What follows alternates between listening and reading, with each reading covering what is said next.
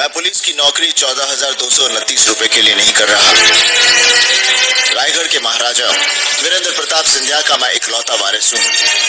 जितनी तुम्हारी प्रॉपर्टी है ना, उतनी जगह पर सिर्फ हमारे घोड़े पलते हैं। मिस्टर माल्या, अब आप अपनी दौलत के नशे से बाहर निकलिए और जेल की जिंदगी जीने की आदत डालिए, क्योंकि जेल में देव माल्या हो या फकीर, वो सोने के लिए 6 बाय 3 की कोठरी और एक जैसा कंबल मिलता है।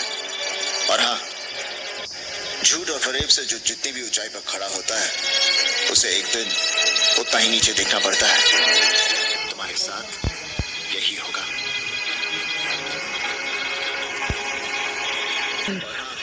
कहने की जरूरत नहीं, आप जो कह रहे हैं वो होने वाला है।